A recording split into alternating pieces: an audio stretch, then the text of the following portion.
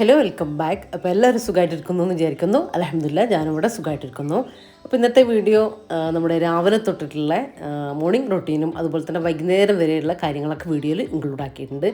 അടിപൊളി നാടൻ റെസിപ്പിയും ഒക്കെ ഇൻക്ലൂഡ് ആക്കിയിട്ടുള്ള നല്ലൊരു വീഡിയോ ആണ് കേട്ടോ. അപ്പോൾ വീഡിയോ എല്ലാവരും മുഴുവനായിട്ട് തന്നെ കണ്ടുപോകുക. കണ്ടിഷ്ടമായി ലൈക്ക് ചെയ്യാനും ഷെയർ ചെയ്യാനും സബ്സ്ക്രൈബ് ചെയ്യാനൊന്നും മറന്നുപോലെ. അതുപോലെ വീഡിയോ കണ്ടുകൊണ്ടിരിക്കുമ്പോൾ തന്നെ മറക്കാതെ ലൈക്ക് ബട്ടൺ കൂടെ ഒന്ന് പ്രസ് ചെയ്തേക്കണേ.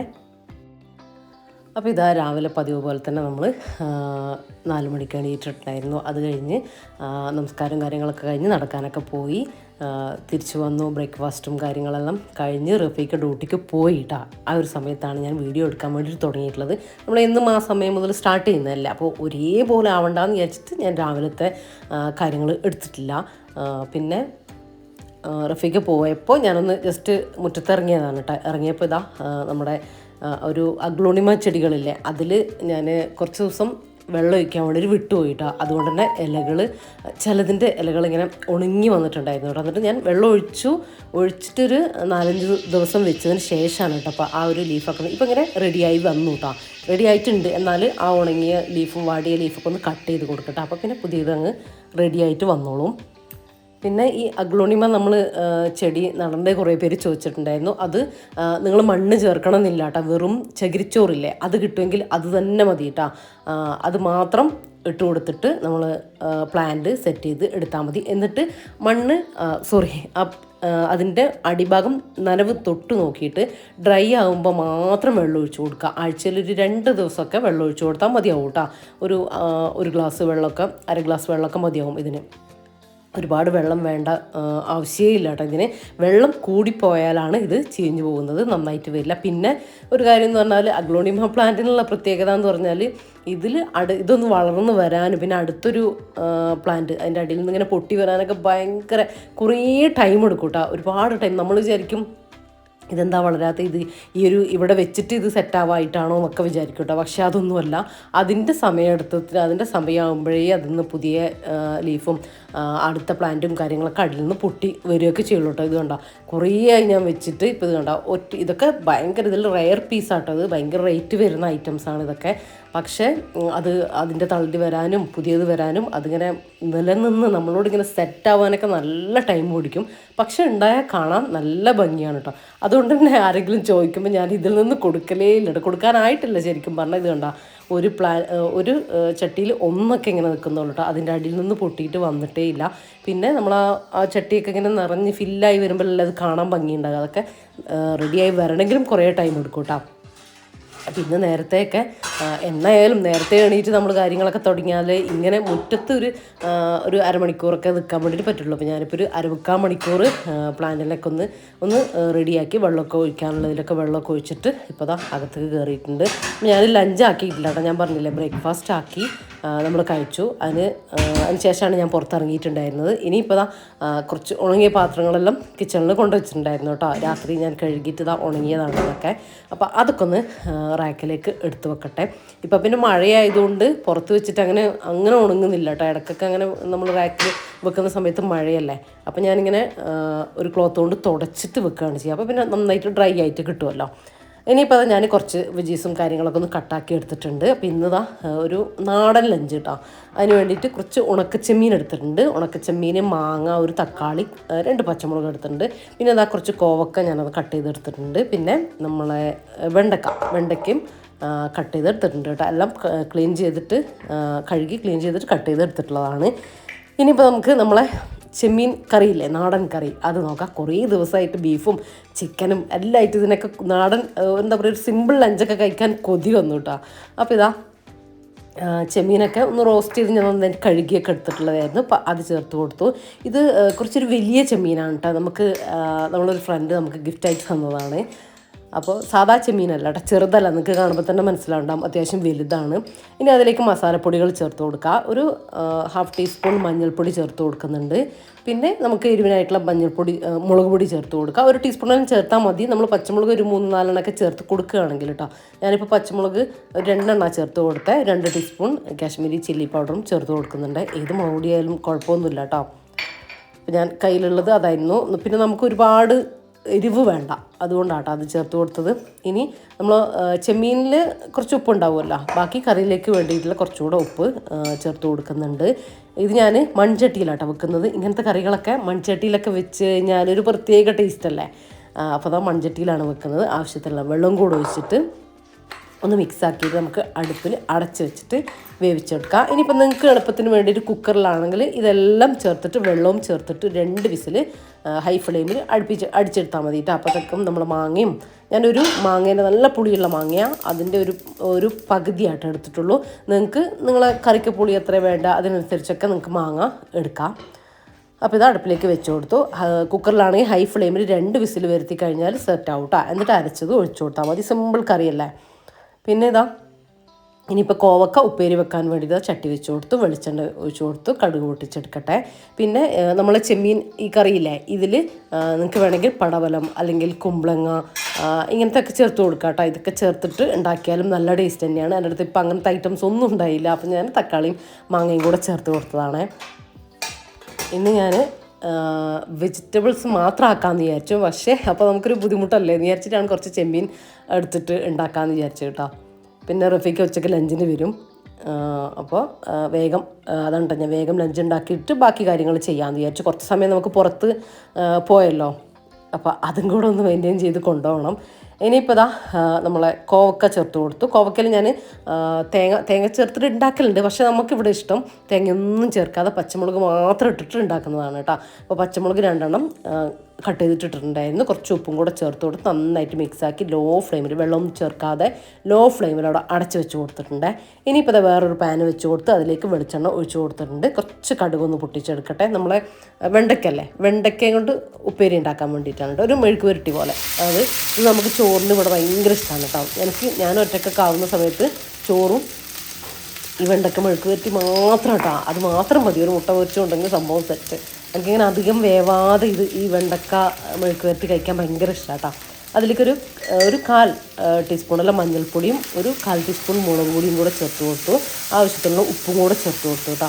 ഇനി തുറന്ന് വെച്ചിട്ട് തന്നെ ഒന്ന് ഡ്രൈ ആക്കി എടുത്താൽ മതി കേട്ടോ. നന്നായിട്ടൊന്ന് മിക്സ് ആക്കിയിട്ട് ഇളക്കി യോജിപ്പിച്ചിട്ട്, അപ്പോൾ അതിൻ്റെ ഒരു കൊഴുപ്പുണ്ടല്ലോ അതൊക്കെ പോയി നമ്മളിങ്ങനെ തുറന്ന് വെച്ചിട്ട് തന്നെ ഇടയ്ക്കിടയ്ക്കൊന്ന് ഇളക്കിക്കൊണ്ടേയിരിക്കണ്ട. നമ്മൾ വേറെ കാര്യങ്ങൾ ചെയ്യുന്നതിൻ്റെ കൂട്ടത്തിലൊന്ന് ഇളക്കി കൊടുത്താൽ മതി. അപ്പോൾ അതിൻ്റെ ആ പശപ്പൊക്കെ പോയിട്ട് കുക്കായിട്ടും വരും. ഓവർ കുക്കാകുന്നത് നമുക്കിഷ്ടമല്ല കേട്ടോ. ഇങ്ങനെ കളറൊക്കെ ചേഞ്ചായി ഓവർ റോസ്റ്റ് ആവണ്ട, ഈ ഒരു രീതിയിൽ കേട്ടോ. അപ്പോൾ ഇത്രയേ നമുക്ക് ഇഷ്ടമുള്ളൂ. ഒരുപാട് ഇങ്ങനെ ആവുന്നത് ഇഷ്ടമല്ല. ഇത് ഇങ്ങനെ ചോറിൻ്റെ കൂടെ അടിപൊളിയല്ലേ. അപ്പോൾ നമ്മളെ 2 ഉപ്പേരിയും റെഡി ആയിട്ടുണ്ട് കേട്ടോ. കോവക്കയും വെന്ത് വന്നിട്ടുണ്ട്, വെണ്ടയ്ക്കും സെറ്റ്. അപ്പോൾ ഇതാ നമ്മളെ കറി മാങ്ങയും തക്കാളിയും ചെമ്മീനെല്ലാം വെന്ത് വന്നിട്ടുണ്ട്. അതിന് ശേഷം ഞാൻ തേങ്ങയും 2 ചുവന്നുള്ളിയും കൂടെ ചേർത്തിട്ട് നന്നായിട്ട് അരച്ചത് ചേർത്ത് കൊടുത്തു കേട്ടോ. 1 കപ്പ് തേങ്ങ എടുത്തിട്ടുണ്ടായിരുന്നു. പിന്നെ ഇതൊന്ന് തിളച്ച് വരട്ടെ. ഉപ്പ് കുറച്ച് കുറവുണ്ട് കേട്ടോ, ഞാൻ കുറച്ച് ഉപ്പ് കൂടെ ചേർത്ത് കൊടുത്തിട്ടുണ്ട്. ഇനിയിപ്പോൾ നമ്മൾ കറിയൊന്ന് വറവിട്ടെടുക്കാം. അപ്പോൾ ഞാൻ ചെറിയ ഉള്ളി ചെറുതായിട്ട് അരിഞ്ഞിട്ട് അതിലാട്ടോ വറവിട്ടെടുക്കുന്നത്. കുറച്ച് കറിവേപ്പിലയും കൂടെ ഒന്ന് ഇട്ട് കൊടുക്കുന്നുണ്ട്. അപ്പോൾ കറി ഒന്ന് വറവിട്ടെടുക്കട്ടെ.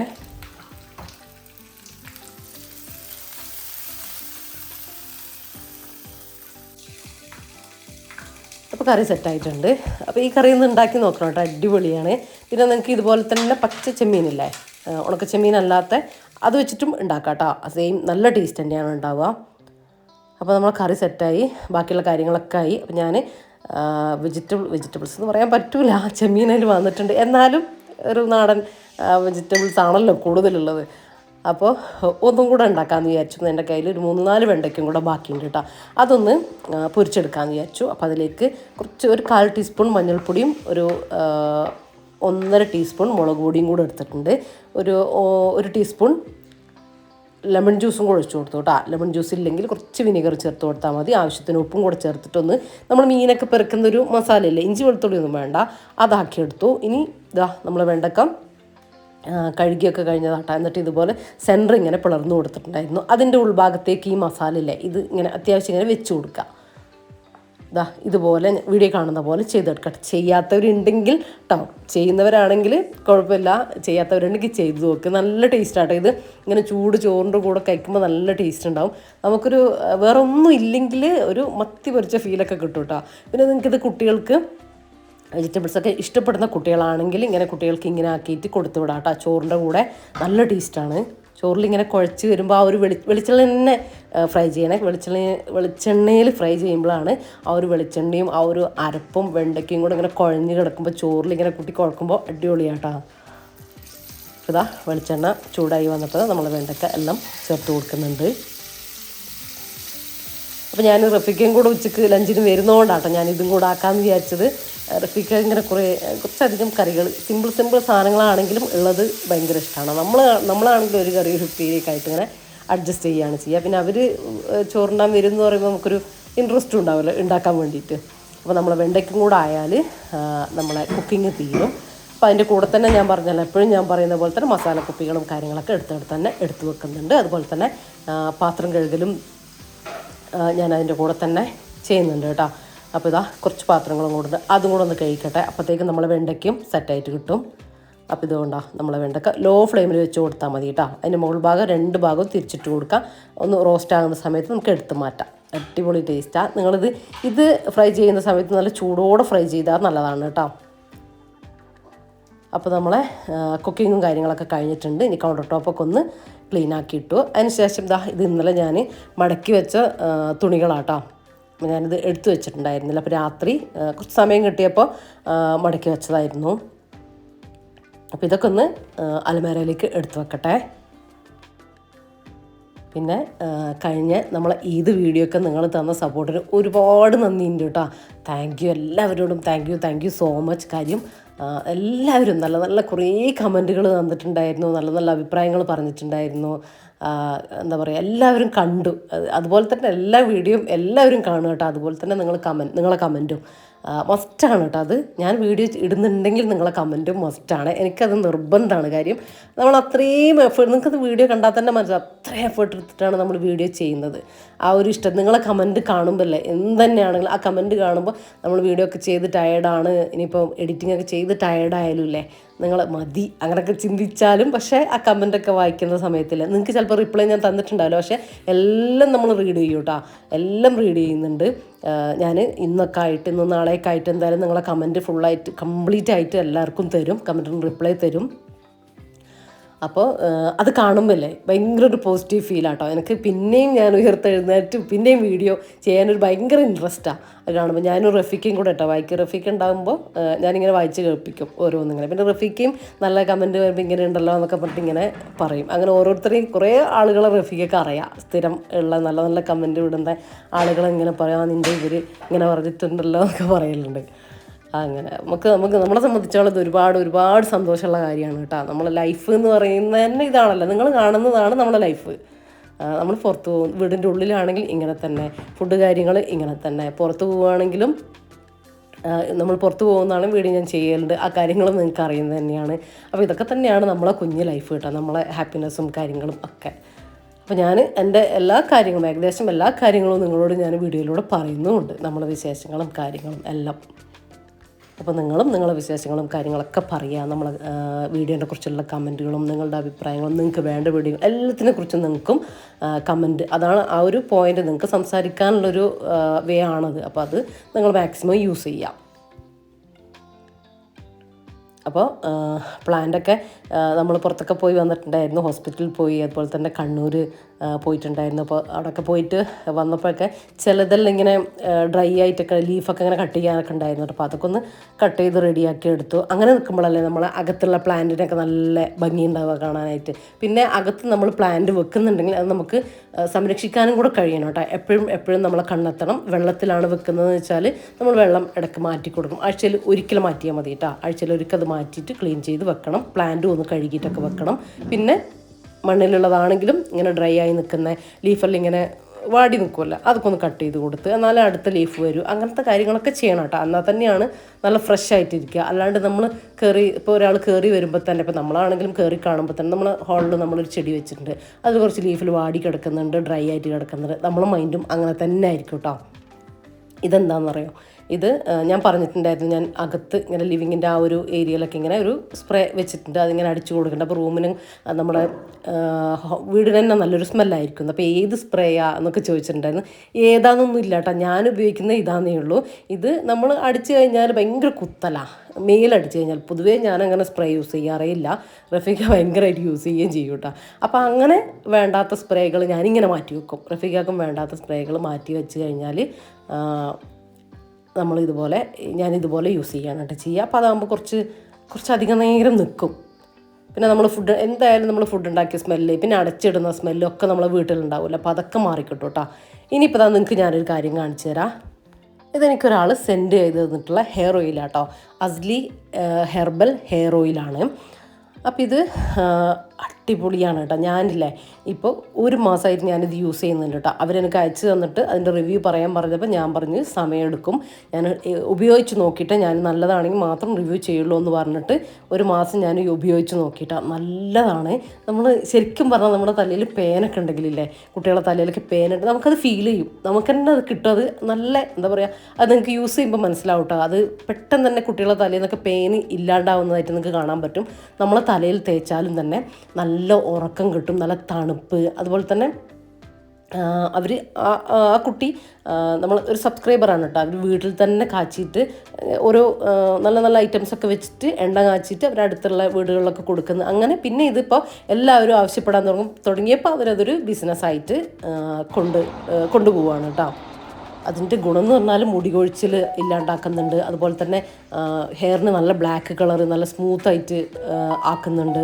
പിന്നെ ഡാൻഡ്രഫിന് ഭയങ്കര മാറ്റമുണ്ട് കേട്ടോ. കാര്യം ഞാൻ ഇഞ്ചക്ഷനൊക്കെ എടുക്കുന്ന ട്രീറ്റ്മെൻറ്റിൻ്റെ ഭാഗമായിട്ട് ഇഞ്ചക്ഷനൊക്കെ എടുക്കുമ്പോൾ എനിക്ക് താരൻ വരലുണ്ട് കേട്ടോ. ചില സമയം നമ്മൾ ബോഡി ഹീറ്റ് ആകുന്ന സമയത്ത് പക്ഷേ നല്ല മാറ്റമുണ്ട് കേട്ടോ. അതുകൊണ്ടാണ് ഞാൻ അവരോട് പറഞ്ഞത് എനിക്ക് ഡാൻഡ്രഫ് ഉണ്ട് എന്ന് പറഞ്ഞവർ ചോദിച്ചപ്പോൾ, അപ്പോൾ യൂസ് ചെയ്തിട്ട് റിവ്യൂ പറഞ്ഞാൽ മതി എന്ന് പറഞ്ഞ് ഞാൻ അത്രയും യൂസ് ചെയ്തിട്ടാണ് ഞാൻ നിങ്ങളോട് പറയുന്നത് കേട്ടോ. എന്തായാലും നിങ്ങൾ ഉപയോഗിച്ച് നോക്കുക. ആഴ്ചയിലില്ലേ ഒരു 3 തവണയൊക്കെ നമ്മൾ ഈ ഓയിൽ യൂസ് ചെയ്താൽ മതി കേട്ടോ. എന്നിട്ട് ഒരു മൈൽഡ് ഷാമ്പു വെച്ചിട്ട് വാഷ് ചെയ്ത് കളയാം കേട്ടോ. അപ്പോൾ നിങ്ങൾക്ക് ഒരു 2 ആഴ്ച അല്ലെങ്കിൽ ഒരാഴ്ച യൂസ് ചെയ്യുമ്പോൾ ഒറ്റ യൂസ് തന്നെ നിങ്ങൾക്ക് ആ ഒരു ചേഞ്ച് മനസ്സിലാവും കേട്ടോ. ആ ഒരു തണുപ്പും നല്ലൊരു സുഖം നമുക്ക് കിട്ടും. ഞാൻ പറഞ്ഞില്ല, തലയിൽ പേനൊക്കെ ഉണ്ടെങ്കിൽ ഭയങ്കര മാറ്റം ഉണ്ടാവും കേട്ടോ, നിങ്ങൾക്കത് ഫീൽ ചെയ്യും. അപ്പോൾ ഇത് ആവശ്യമുണ്ടെങ്കിൽ ഇവരെ ഡീറ്റെയിൽസും കാര്യങ്ങളൊക്കെ ഞാൻ ഡിസ്ക്രിപ്ഷനിൽ കൊടുക്കുന്നുണ്ട്. ആവശ്യമുള്ളവർ ചെക്ക് ചെയ്ത് നോക്കുക കേട്ടോ. വാട്സപ്പ് നമ്പറും കാര്യങ്ങളും എല്ലാം കൊടുക്കുന്നുണ്ട്. അങ്ങനെ ഇതാ പെർഫെക്റ്റ് വന്നു. നമ്മളിനി ഫുഡ് കഴിക്കട്ടെ. അപ്പോൾ പുറത്ത് മഴ ചാറുന്നുണ്ട് കേട്ടോ. മഴ ഇടയ്ക്ക് ചാറുന്നു, ഇടയ്ക്ക് നിൽക്കുന്നു, അങ്ങനെയൊക്കെയാണ് ഇപ്പോഴത്തെ കാലാവസ്ഥ വരുന്നത്. അപ്പോൾ ഞാൻ പണികളൊക്കെ കഴിഞ്ഞിട്ട് കുറേ സമയം ഒന്ന് വെറുതെ ഇരുന്നിട്ടൊക്കെ ഉണ്ടായിരുന്നു. അതിന് ശേഷം കേട്ടോ പിന്നെ ഞാൻ വീഡിയോ എടുത്തത്.